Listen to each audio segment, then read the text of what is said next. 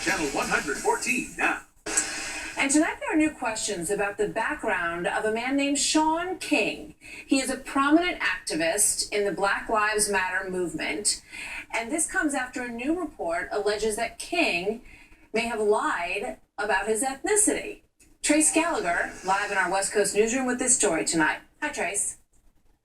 Hi, Martha. No one disputes that Shaun King was born in 1979 in Versailles, Kentucky, population 8,500. Beyond that, there seems to be very little agreement. Shaun King has always said his mom, who raised him, is white. His father, who wasn't around, is black.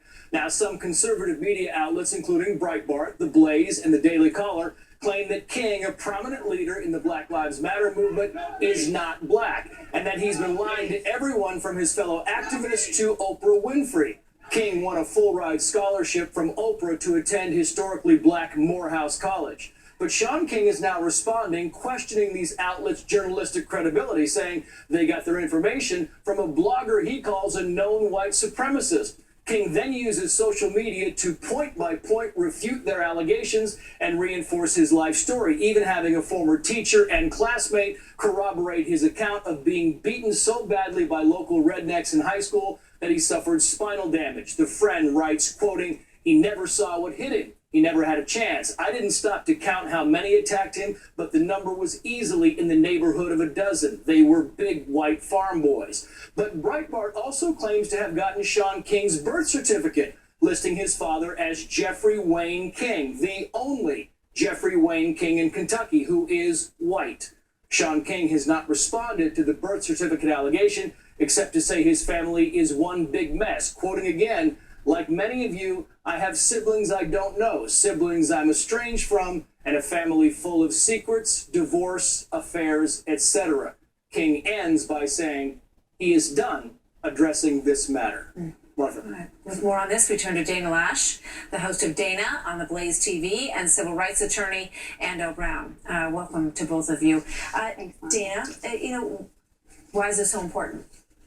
Well, Martha, I'll be honest with you. Until a few days ago, I thought he was a white dude. I had no idea that he was pretending or telling people that he was black. And I know some people out there are asking that very question that you just did right now. Well, why does this matter? It matters because for the past year, we have heard this phrase white privilege thrown around, thrown in people's faces. It's been used as a way to divide. I mean, this isn't, Shaun King, by the way, isn't the first. Rachel Dolezal, Elizabeth Warren was the first one. Rachel Dolezal was the second, Rachel Dolezal, and now he's the third. And it just seems incredibly ironic. And it matters because of the language and the divisiveness that we have seen come out of this movement. And Al, do you agree? I think it's divisive to be wondering whether this person is black or white. Why does it matter? We're worried about the content of the character, not the color of their skin. If he stands for justice and equality, then he is with the tradition of many people of all colors of this and ethnicities that have stood up for justice and equality in this nation. That's what makes us great. Many different people banding together and standing up for what's right. It doesn't matter if he's black or white. I remember the same argument being made with the Rachel Dolezal discussion. She was the head of an NAACP chapter. And, what was odd, though, was that she had presented herself as an African-American in order to get scholarships. And that also appears to be part of this story as well, if indeed what this blogger has found is true.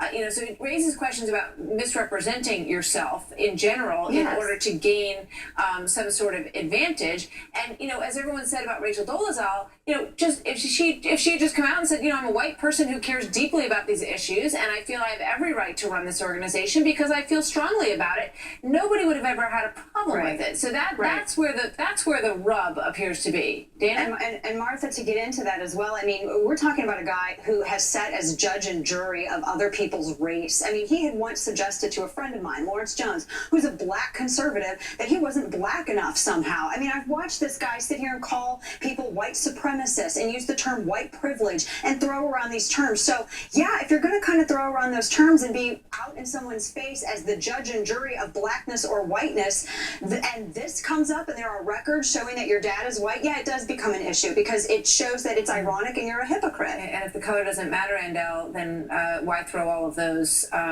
those phrases around from him? well, I don't know what phrases you're referring to, but even Jesus, when asked about his brother and his mother, said, those people that do my Father's will and obey what he says, those are my brothers and sisters. Yeah, It's Jesus about never what is lied he about doing, God being who is he black. standing with. And, Yeah, you know, Jesus never lied as about much as God. I like to hear Dana, I'm going to have to go with Jesus. Jesus never lied about God being black. Adele, God love you, but he never did. Ando?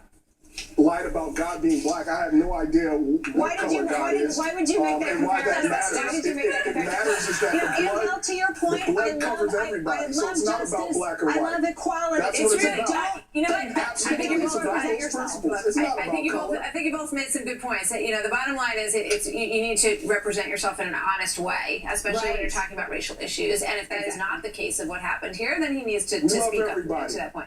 We love Well, everybody then quit too. using the term white And privilege. Dan, love you both. Bye, guys. I'll see you next time. Thanks for being here.